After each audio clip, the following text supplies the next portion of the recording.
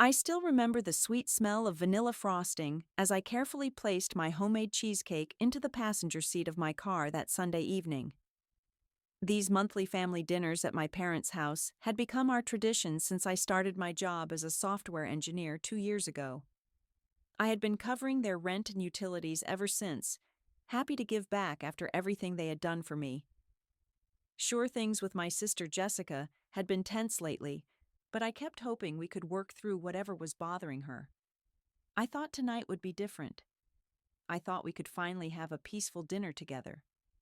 Boy, was I wrong about what was coming. Before I tell you what happened during that life-changing dinner, let me know where you are watching from. Please hit that like button and subscribe, because this story will show you just how far sibling rivalry can go and what happens when you finally decide to stand up for yourself. Let me give you some background about my family situation. After graduating college on a full scholarship, I landed a software engineering position at a major tech company in Seattle, earning $85,000 a year. It felt surreal going from struggling student to financially stable in just a few months.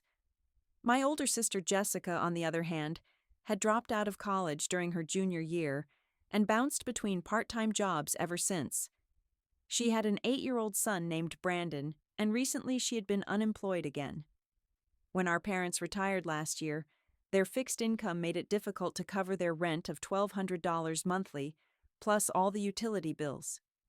Without hesitation, I offered to take over these payments. It was not charity to me, it was family.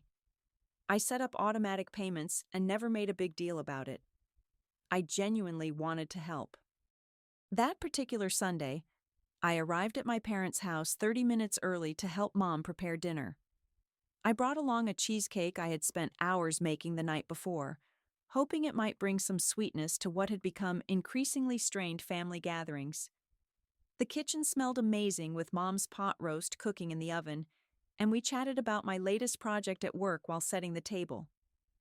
Jessica arrived 20 minutes late, which was typical for her. She walked in without her usual greeting, barely acknowledged my presence, and sat down heavily in her chair. When I asked how her job search was going, trying to be supportive, she just shrugged and muttered something about the market being tough. The tension in her voice was unmistakable. Throughout dinner, every time I mentioned anything about work or shared good news, Jessica would make these subtle comments. When I talked about getting chosen to lead a new software development project, she said, "Must be nice to have everything just fall into your lap." When Dad asked about my recent promotion, Jessica added, "Some people are just born lucky, I guess." Each comment stung a little more than the last. Mom and Dad kept trying to steer the conversation to neutral topics, but you could see the discomfort on their faces. They were walking on eggshells, afraid that anything they said might set Jessica off further. I found myself censoring my words, avoiding any mention of achievements or positive developments in my life. The worst part was watching little Brandon during all this. He kept looking back and forth between his mom and me, confusion written all over his young face. This poor kid was witnessing family drama he could not possibly understand. When Jessica made a comment about people who like to show off, Brandon quietly asked, "Mommy, why are you mad at Aunt Amelia?" Jessica just told him to eat his vegetables. I tried changing the subject to Brandon's school activities, asking about his upcoming soccer game. Even this innocent attempt at conversation seemed to irritate Jessica further. She accused me of trying to play the perfect aunt and suggested that I was putting on a show for our parents. The hurt in her voice was real, but so was the unfairness of her attacks. By the time we finished the main course, I felt emotionally drained. Every word I spoke seemed to be ammunition for Jessica's next passive-aggressive comment. I started questioning whether I had somehow unknowingly done something to hurt her, but I could not figure out what it might have been. All I had done was try to help our family and share in the normal conversation that families have during dinner. During dessert preparation, I excused myself to use the bathroom, but on my way back, I overheard Jessica talking to Mom in hushed tones near the kitchen entrance. "She just loves showing off, doesn't she?" always talking about her fancy job and making me feel like a complete failure. I bet she gets some kind of kick out of making everyone else feel small. My heart sank. I stood frozen in the hallway, listening to my own sister paint me as some kind of villain. Mom's response was gentle but firm. "Jessica, honey, Amelia is just sharing her life with us. She works hard, and she has been incredibly generous to this family." "Generous?" Jessica's voice rose slightly. "She is buying your love, Mom. Can you not see that she pays the bills, so you will like her better than me?" This accusation hit me like a physical blow. The idea that my help was being interpreted as manipulation had never crossed my mind. I had simply wanted to ensure my parents could live comfortably in their retirement. The money meant nothing compared to their well-being. Later, when I was helping clear dishes, Jessica cornered me in the kitchen. "We need to talk," she said, her voice cold and determined. "I know what you are doing, Amelia.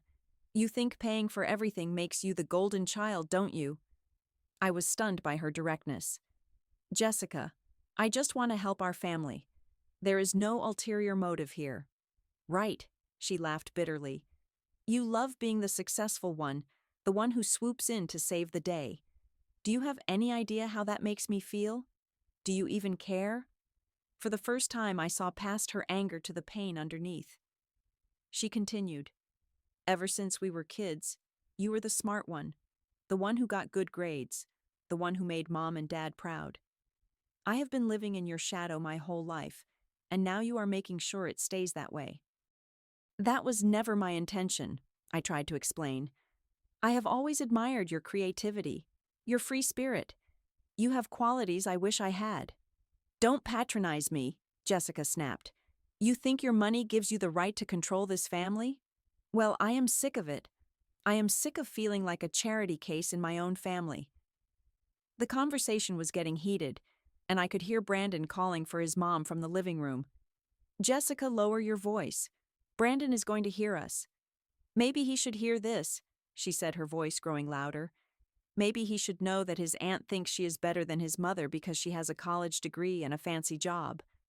"I have never thought that, and you know it," I said, my own voice rising despite my attempts to stay calm. "Everything I have done has been out of love for this family." "Love?" Jessica's laugh was harsh and bitter. "You call making me feel like a failure love. You call making our parents dependent on your charity love." At that moment, Mom appeared in the kitchen doorway. "Girls, please not in front of Brandon." Her voice was tired, and I could see the stress of mediating between her daughters wearing on her. Jessica turned to Mom with tears in her eyes. "Ask her, Mom. Ask Amelia what she really thinks about me. Ask her if she thinks I am just a disappointment who can't get her life together." "Jessica, stop this," I pleaded. "You are not a disappointment. You are going through a rough patch, and there is nothing wrong with accepting help from family." "There it is," Jessica pointed at me accusingly. "You see, she thinks I am a charity case who needs rescuing." The conversation spiraled from there. Everything I said seemed to confirm Jessica's belief that I looked down on her. Every attempt I made to explain my motivations was twisted into evidence of my alleged superiority complex. I realized that this resentment had been building for months, maybe even years, and tonight it was finally erupting. Brandon appeared in the kitchen, tugging on Jessica's sleeve. "Mommy, why are you crying? Did Aunt Amelia make you sad?" Seeing the confusion and worry on that little boy's face broke my heart. This family drama was affecting an innocent child who just wanted his mom and aunt to get along. Jessica picked up Brandon and held him tight, her tears flowing freely now. "No, baby," she whispered to him. "Aunt Amelia did not make Mommy sad. Mommy is just having big feelings right now." But the look she gave me over Brandon's head told a different story. In her eyes, I was absolutely the cause of her pain. After putting Brandon down, Jessica returned to the kitchen where I was helping Mom package leftovers. The atmosphere was thick with unresolved tension. Dad had retreated to his chair in the living room, probably hoping the storm would pass on its own. "You know what, Amelia," Jessica said, her voice eerily calm now. "I have been thinking about what you said about helping family." I looked up, hopefully thinking maybe we could find some common ground. "Jessica, I really want us to work this out." "Oh, we are going to work this out, all right," she said, moving toward the counter where my cheesecake sat still mostly untouched. "I have decided I don't want your help anymore. I don't want your charity, your pity, or your condescending attitude." "It was never condescending," I said, setting down the container I was holding. "I love you, Jessica. I love our family. Everything I have done comes from that love." Jessica picked up the serving knife next to the cheesecake, and for a moment I thought she might be about to cut herself a slice. Instead, she used it to cut a large, messy chunk of the cake I had spent hours making. "You want to know what I think about your love?" she asked, holding the piece of cake in her hand. Before I could respond, before I could even process what was happening, Jessica hurled the chunk of cheesecake directly at my face.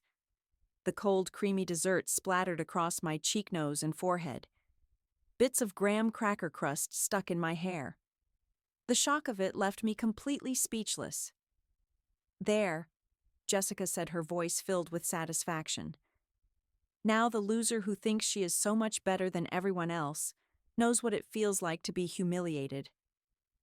The kitchen fell completely silent, except for the sound of cake hitting the floor as pieces fell from my face. Mom gasped audibly, and I heard Dad's chair creak as he stood up quickly in the living room. Brandon appeared in the doorway again, his eyes wide with shock. "Mommy, why did you throw food at Aunt Amelia?" he asked in a small, confused voice. I stood there with vanilla cheesecake dripping down my face, feeling a mixture of shock, humiliation, and something else, something I had never felt toward my sister before: complete and utter disappointment. Not just in her actions, but in the realization that our relationship had deteriorated to this point. "Jessica Marie." Mom's voice was sharp with shock and anger. "What is wrong with you?" But Jessica was not done. "I am sick of pretending everything is fine. I am sick of watching everyone treat her like some kind of saint because she has money." "Well, guess what? Money doesn't make you a good person. It just makes you a rich witch." I slowly reached for a kitchen towel and began wiping the cake from my face. My hands were surprisingly steady considering how my heart was racing. In that moment, something inside me shifted. All the months of walking on eggshells, all the careful conversations designed not to trigger Jessica's resentment, all the self-doubt about whether I was somehow the problem, it all crystallized into clarity. "I think," I said quietly, my voice remarkably calm considering the circumstances, "I need some time to think about this situation." I continued cleaning cake from my hair and clothes, while the family stood in stunned silence. Jessica's anger seemed to deflate slightly as the reality of what she had done began to sink in. "Amelia, honey." Mom started, but I held up a hand to stop her. "It is okay, Mom. I just need to go home now." I gathered my purse and coat, giving Brandon a gentle hug and telling him I loved him. He hugged me back extra tight, sensing that something important had just happened, even if he could not understand what. As I walked to my car, I heard Dad's voice rising in the kitchen, something about crossing a line and unacceptable behavior. "Ma," but I did not stay to listen. I needed space to process what had just happened, and more importantly, to decide what I was going to do about it. During the drive home, with cake still occasionally falling from my hair onto my lap, I found myself thinking with unusual clarity. For the first time in months, I was not questioning my own behavior or wondering what I had done wrong. Jessica had shown me exactly how she really felt, and now I had to decide how to respond. That night I sat in my apartment looking at my laptop screen cursor hovering over my online banking. The automatic payment for my parents' rent was scheduled to go through in 3 days. The utilities would follow a week later. For the first time since I had started making these payments, I questioned whether I should continue. It was not about the money. I could afford to keep supporting my parents indefinitely. But Jessica's words kept echoing in my mind. You are buying their love, making me feel like a charity case. You think your money gives you the right to control this family? Maybe she was right about one thing. Maybe my financial support was enabling a dynamic that was not healthy for anyone, including me. Maybe it was time for everyone in our family to stand on their own 2 feet and see what our relationships looked like without money complicating everything. I spent the entire night thinking about it. By morning, I had made my decision. The next morning, I called my bank and canceled the automatic payment for my parents' rent. Then I called the utility companies and removed the automatic payments for electricity, gas, water, and internet. I also canceled the monthly grocery allowance I had been providing. It was not a decision I made lightly or out of anger. If anything, I felt strangely peaceful about it. For the first time in months, I was taking action based on what I believed was right, rather than trying to manage everyone else's emotions. 3 days later, my phone started ringing. The first call came from Mom at 7 in the morning. Amelia, honey, we got a notice from the landlord. There seems to be some problem with the rent payment. I explained calmly that I had stopped the automatic payments. The silence on the other end of the line stretched so long that I wondered if the call had dropped. But sweetie, Mom finally said, we cannot afford the rent on our own. You know that. I know, Mom, and I know this is difficult. But I think it is time for our family to have an honest conversation about boundaries and expectations. More calls followed throughout the week. Dad called to ask if I was having some kind of financial crisis. I assured him that was not the case. Jessica called twice, but I let those calls go to voicemail. Her messages started angry, but gradually became more panicked as the reality of the situation set in. The eviction notice arrived at my parents' house on Friday. That evening, Jessica called again. This time, I answered. Amelia, what are you doing? Her voice was different now, less hostile and more desperate. Mom and Dad could lose their house. I am doing what you asked me to do, I replied calmly. I am stepping back from buying anyone's love or controlling the family with my money. That is not what I meant, and you know it. What did you mean, Jessica? Because from where I am sitting, it seemed pretty clear. You threw cake in my face and called me a loser for helping our family. So I stopped helping. There was a long pause. I was angry. I said things I did not mean. Did you mean it when you said I was buying our parents' love? Did you mean it when you said I was making you feel like a charity case? Because those words came from somewhere real? Jessica. And maybe you were right. Amelia, please. I will apologize. I will do whatever you want. But do not let Mom and Dad suffer because you are mad at me. This was the conversation I had been both dreading and needing to have. Jessica, I want you to really listen to me. This is not about punishment or revenge.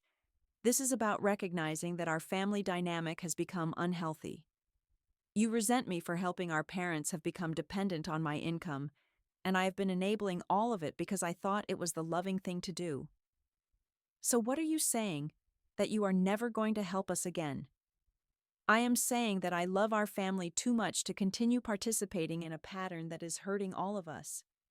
If we are going to have a real relationship, it cannot be based on money or obligation or guilt. Jessica was quiet for a long moment. I found a job, she finally said. I start Monday. It is just retail, but it is something. This was news to me. That is wonderful, Jess. I am proud of you. I applied everywhere after what happened at dinner. I realized that maybe I had been making excuses because it was easier than trying. Over the next few weeks, something remarkable happened. Jessica's job turned into a management training position when her supervisor recognized her natural leadership abilities. She found an affordable apartment for her and Brandon. Mom and Dad downsized to a smaller place they could afford on their retirement income. Most importantly, our family dinners became actual conversations instead of tense negotiations around unspoken resentments. Jessica apologized not just for throwing the cake, but for months of passive aggressive behavior driven by her own insecurities. 2 months later, Jessica wrote me a letter. In it, she acknowledged that her resentment had been unfair and misdirected. She had been angry at her own circumstances and had taken it out on me because I represented everything she wished she could be, but felt unable to achieve. I eventually resumed helping my parents with some expenses, but on different terms. We had honest conversations about their budget, their needs, and my boundaries. Jessica and I established our relationship on new ground based on mutual respect rather than financial obligation. The strangest thing about this whole experience was how liberating it felt to set boundaries with people I loved. I had always thought that love meant saying yes to everything, fixing every problem, and absorbing everyone's negative emotions without complaint. But I learned that sometimes the most loving thing you can do is step back and let people figure out their own solutions. Looking back, I am grateful for that night when Jessica threw cake in my face. It was the wake-up call our entire family needed. Sometimes you have to stop enabling dysfunction before healing can begin. I learned that true family love is not about who pays the bills or who rescues whom from difficult situations. It is about respecting each other enough to tell the truth, even when that truth is uncomfortable. It is about believing in each other's ability to grow and change and solve problems independently. What do you think about setting boundaries with family members who take advantage of your generosity? Have you ever had to step back from helping someone you love because the help was actually hurting your relationship? Share your thoughts in the comments below, and don't forget to like this video if it resonated with you. Subscribe for more stories about family dynamics, personal growth, and finding your voice in difficult situations. Share this video with anyone who might be struggling with similar family challenges. Thank you so much for listening to my story, and remember that sometimes the most loving thing you can do is say no. I hope you find the courage to set healthy boundaries in your own relationships, and I wish you peace and healing on your own journey.